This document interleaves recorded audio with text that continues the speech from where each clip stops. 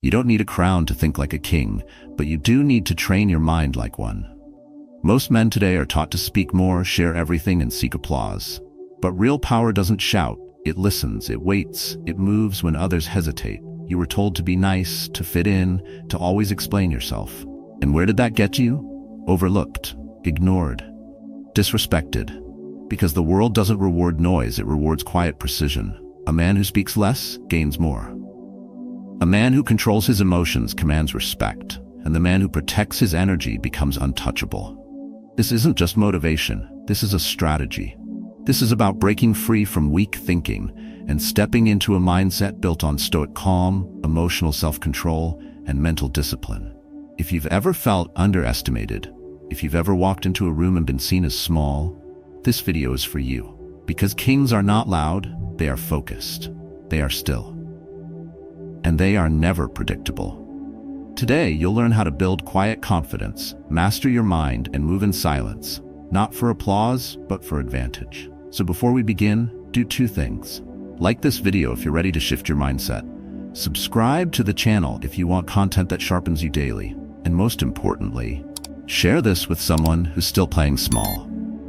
Let's start thinking like kings, not peasants. 1. Why the wise stay silent. Most people speak to be heard. Kings don't. They speak only when silence would be a mistake. In today's world, you're told that being vocal is powerful, that you should share more, open up more, and express yourself more. But here's the truth no one wants to admit. The more you talk, the more you expose. The more you explain, the more they take from you. Words are not just noise, they're currency.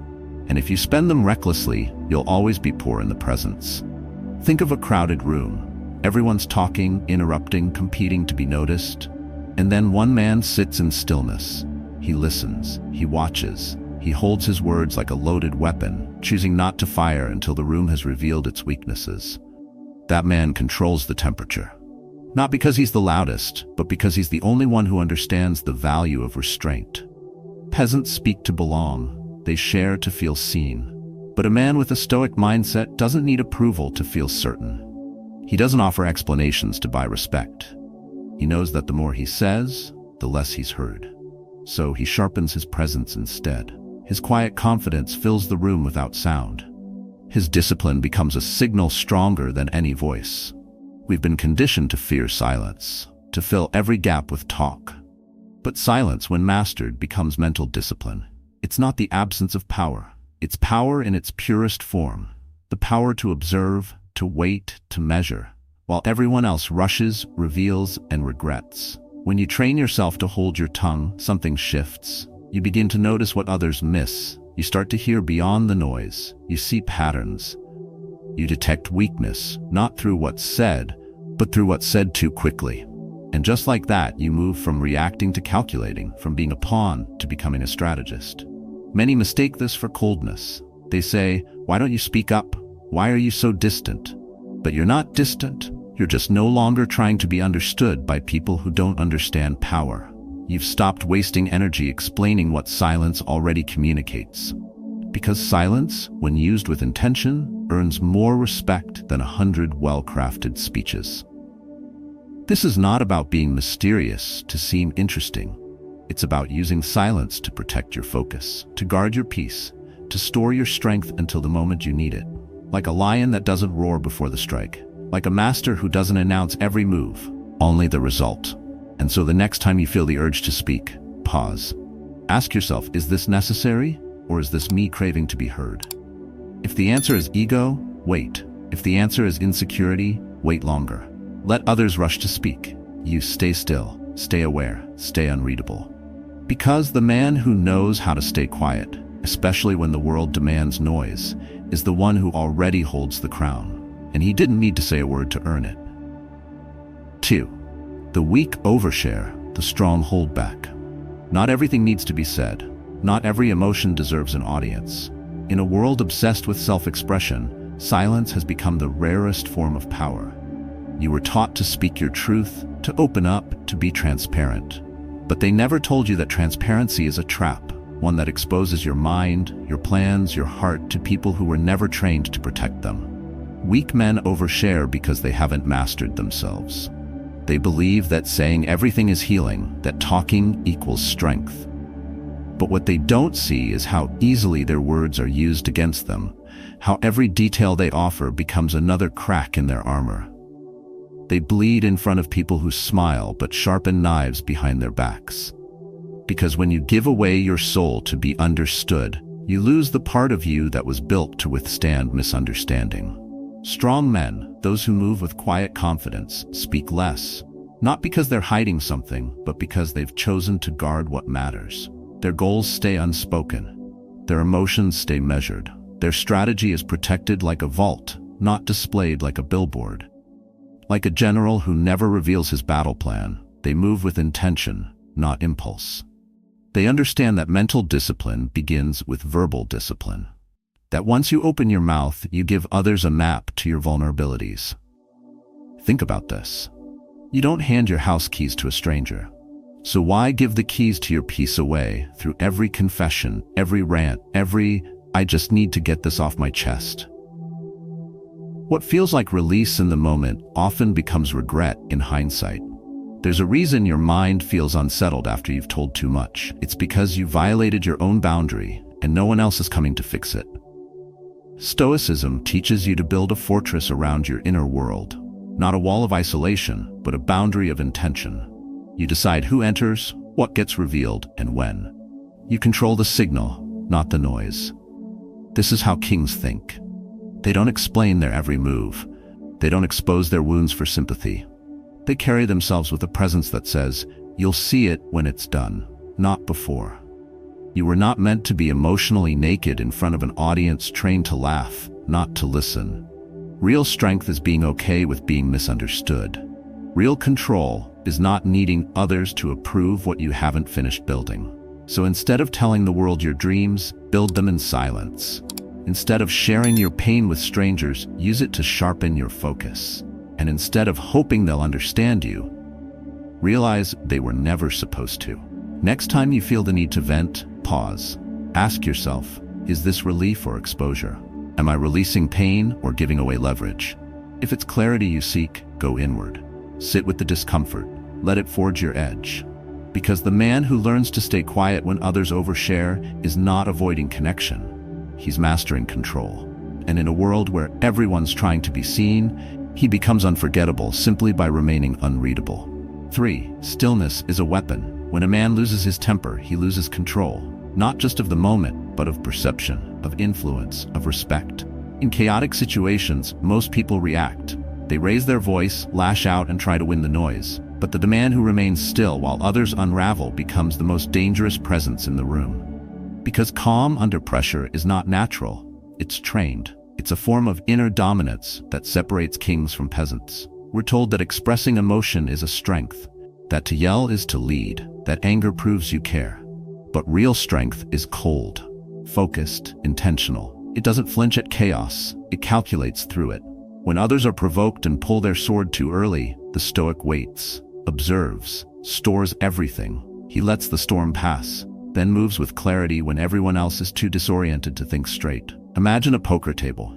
The man who reacts to every card, every insult, every shift in energy. He's predictable, easy to read, easy to beat. But the man who doesn't blink, who doesn't flinch when the stakes rise, he owns the table, not because he's lucky, but because no one can get inside his head. That's the game of life. Every room is a battlefield. Every reaction is a tell. And kings, they don't give away tells for free. This is where emotional self-control becomes more than philosophy. It becomes your armor. Stoics aren't unfeeling. They feel everything. But they don't hand those feelings over to strangers. They don't allow outside events to disrupt their internal rhythm. While others yell, they breathe. While others defend, they think. While others panic, they plan. That's why stillness is a weapon. It hides your next move. It exhausts your opponent. It earns silent respect before you've even said a word. But let's go deeper. Why is it so hard to stay calm? Because most men tie their value to control of others, of outcomes, of opinion. So when something challenges that, they react. Desperately, loudly.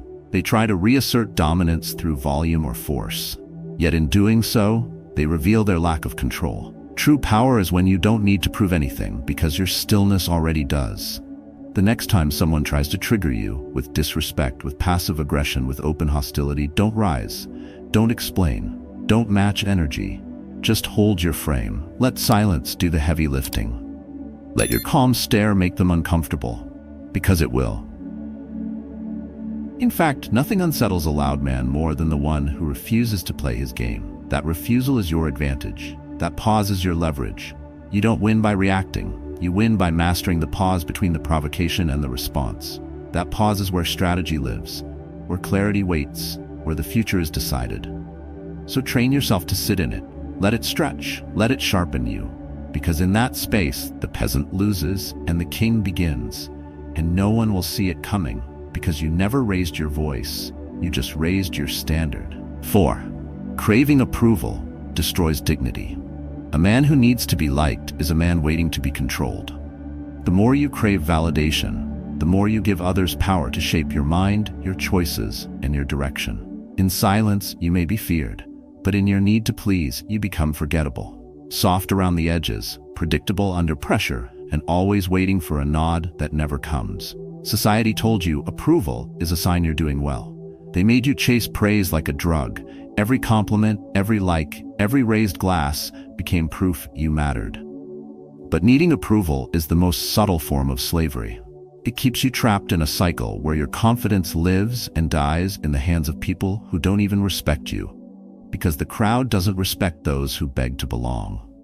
It only respects those who walk alone, speak less, and stand still when judged. A Stoic mindset doesn't seek applause. It seeks alignment. Not with trends, not with opinions, but with principles. A man who lives by his own values is unmoved by the noise. His inner strength habits make him hard to read, harder to sway, and impossible to own. He's not cold. He's just immune to approval addiction.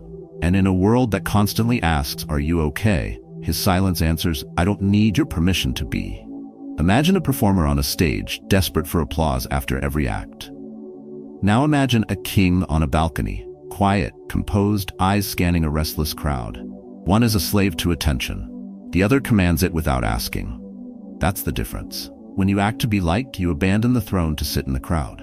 But when you act from principle, you don't have to perform. You just live, quietly, clearly, and they notice anyway. Most men lose their edge because they let opinion become oxygen. They shrink in criticism, expand in praise, and never build a core that stays consistent in either. The Stoic doesn't rise with flattery or fall with rejection. He rises only with clarity. And clarity comes when you stop adjusting your behavior to please everyone else. So the next time you catch yourself explaining, justifying, softening your truth to fit the room, stop. Ask yourself, would I still say this if no one applauded? If the answer is no, you're not speaking with strength, you're auditioning. And kings don't audition. Detach your self-worth from applause. Replace approval with alignment. Replace the audience with silence. Replace performance with presence.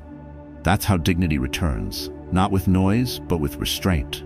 Not with approval, but with conviction. Because when a man no longer needs to be liked, he becomes something far rarer, respected. And not because he demanded it, but because he no longer needed it. That's when the crowd looks up. Not because you asked them to, but because your stillness forced them to. 5. You don't have to speak every time you're right. Truth isn't always meant to be spoken. Not because it isn't valid, but because power doesn't lie in what you know. It lies in when and how you use it. A man who feels the need to correct every falsehood, challenge every insult, or prove every point isn't strong. He's predictable, he's reactive, and worst of all, he's exposed. You've been conditioned to believe that silence is weakness, that if you stay quiet, you've lost. But there's a difference between silence and surrender. The Stoic doesn't speak less because he lacks clarity. He speaks less because he holds leverage. He chooses timing over impulse, precision over ego. Because the right truth, spoken too early or too loudly, is just noise. But the same truth, released at the right moment, can shift the entire game. Imagine a courtroom. 2 men argue, raise voices, and clash over details. Meanwhile, one man watches, quiet, composed, not because he lacks evidence, but because he's waiting. He lets them exhaust themselves. Then, when the room quiets, he delivers one sentence that changes everything.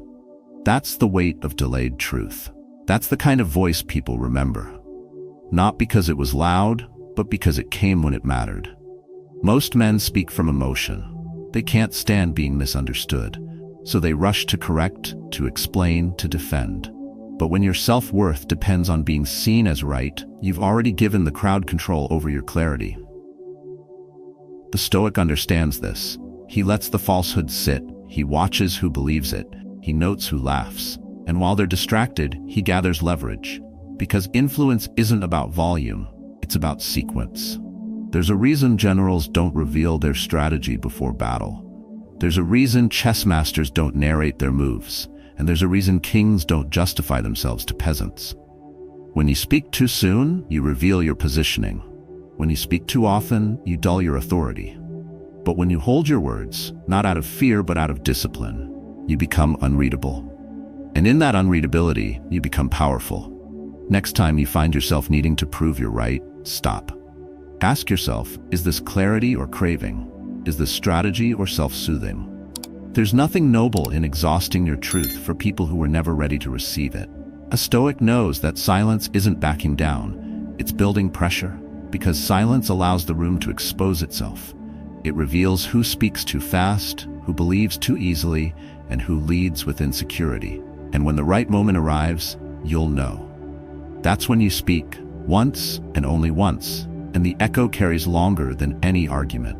Your tongue is a weapon. Don't draw it every time you're challenged. Don't use it just to feel heard. Use it like a scalpel, sharp, precise, and only when the cut will matter. Because a man who masters his timing doesn't just win the debate. He shapes the direction of the room without raising his voice. That's not silence. That's strategy. 6. Let them guess. Not because you're cunning, but because you're in control. You don't need to be understood. You need to be unreadable. In a world obsessed with clarity, mystery becomes power. The man who explains himself is predictable. The man who leaves space for questions, he controls the conversation even when he's not speaking. That's not deception, that's discipline. They told you to be authentic, to open up, to be fully seen. But what they didn't tell you is that full exposure is full vulnerability. When people think they figured you out, they stop respecting you. Predictability kills presence. Because once they know what you'll say, how you'll react, and what you'll tolerate, you're no longer a threat. You're just part of the background noise. A Stoic mindset understands this deeply. The Stoic doesn't withhold because he's hiding. He withholds because he's focused. He doesn't exist for your comfort.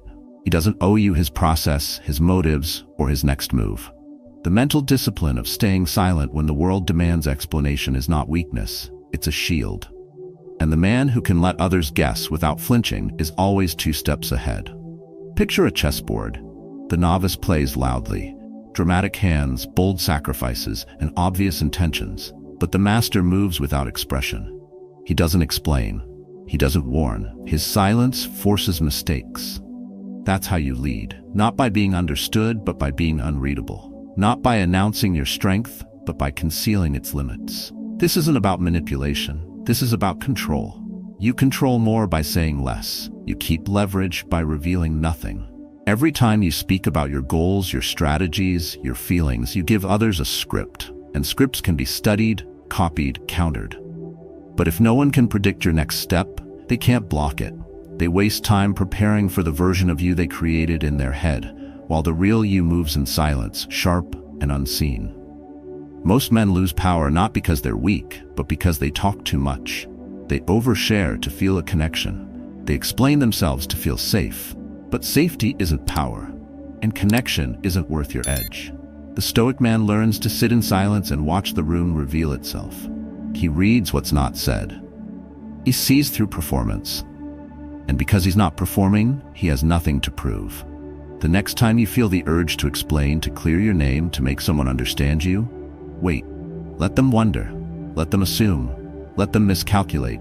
Because in their confusion, you build presence. And in your silence, you store strength. Speak when it shifts the direction of the room, not when it soothes your insecurity. Hold your strategy like a sealed letter, delivered only when it can't be stopped. And walk like every step is calculated, even if no one knows the plan. Because when they can't read you, they can't control you. And that's when power begins. Not in being seen, but in being untouchable. 7. Why people stop valuing your words. The man who speaks too often becomes background noise. The man who speaks with precision becomes a signal. In a world flooded with opinions, confessions, and empty phrases, silence isn't awkward, it's magnetic. And speech, when rare, becomes unforgettable. They taught you to always express yourself, to speak up, to say your truth, but they never taught you the cost.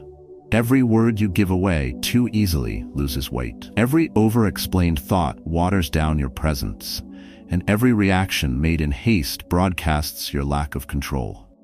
Most men think they're heard because they speak a lot, but they're only loud.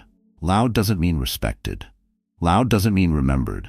A Stoic doesn't speak to be heard.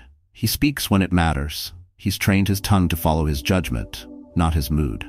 That's the essence of verbal precision. Knowing when silence builds power and when one sentence is sharper than 1,000. While others talk to fill the air, the Stoic talks to shape it.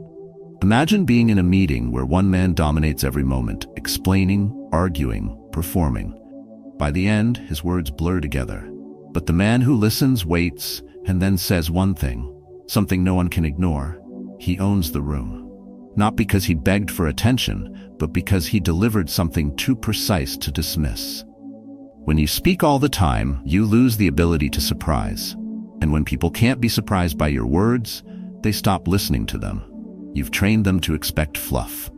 But when you pause, observe, calculate, and strike with clarity, your words echo.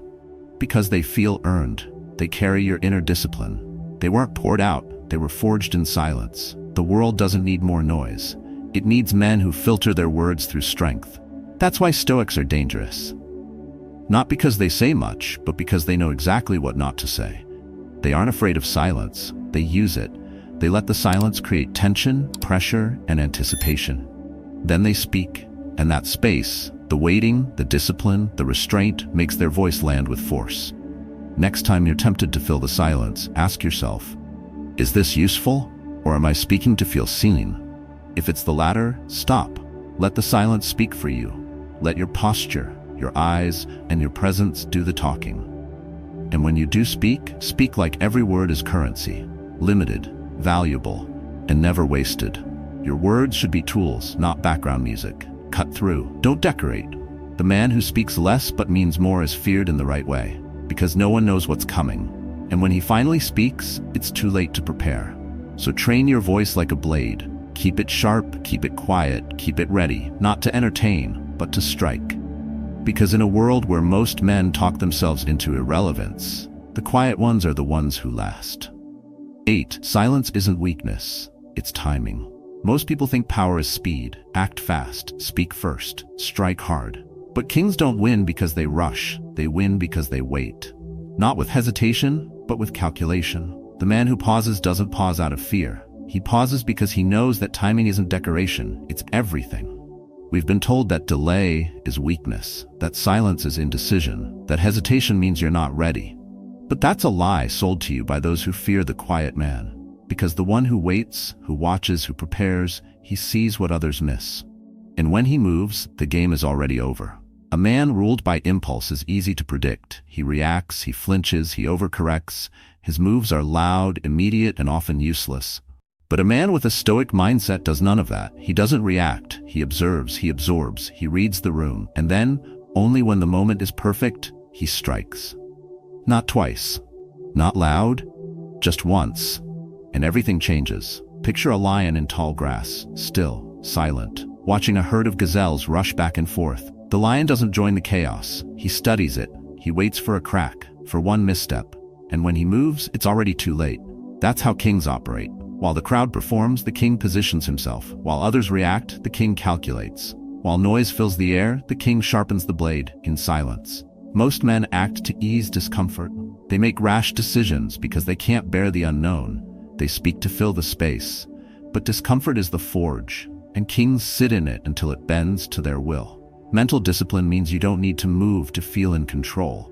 You let the tension build. You let others reveal themselves. And then, you choose the time, the angle, and the outcome. This kind of patience isn't passive. It's surgical. You are not waiting for life to favor you.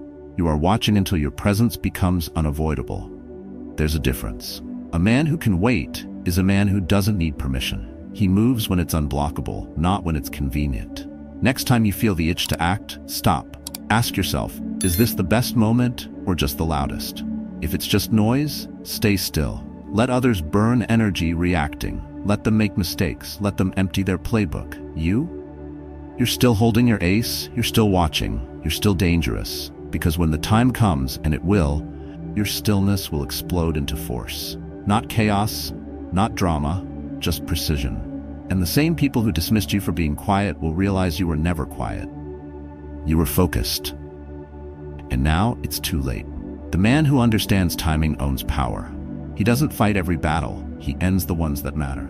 That's not a retreat. That's dominance in slow motion. So build your patience like a weapon. Let it sharpen in silence. Let it stretch. Because when you move, it won't be loud. It'll be final. And no one will be ready for it. You were never powerless. You were just unfocused, reactive, too eager to be seen and too quick to be heard. But silence is a blade. Strategy is a mindset. And thinking like a king is a discipline you forge, not a gift you're given. Throughout this journey, you've seen the difference. Peasants seek applause, kings move in silence. The weak overshare to feel accepted. The strong hold back to protect their energy. Loud men react and lose control. Quiet men observe and take control. Real strength doesn't shout, it waits, it watches, it wins, with precision, with purpose, and without permission. So train your mind to be calm. Train your words to be few. Sharpen your focus until nothing external shakes you. And most of all, remember this. You don't need to prove yourself to the world. Let your stoic presence, your inner strength, and your quiet confidence do the speaking. Let the crowd wonder what you're thinking. Let them guess your next move. Because that mystery, that discipline, that restraint is where your power begins. From now on, practice this daily. Speak less. Observe more. Act only when timing favors you.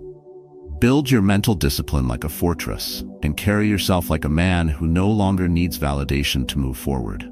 And if this message stirred something in you, a shift, a challenge, a new clarity, I invite you to share your story in the comments below. How have you trained your silence? When did you choose restraint over reaction? What's one moment when stillness gave you the upper hand? This isn't just a video, it's a mindset, one that separates the ordinary from the unshakable. And you have what it takes, not because you said it, but because you didn't have to.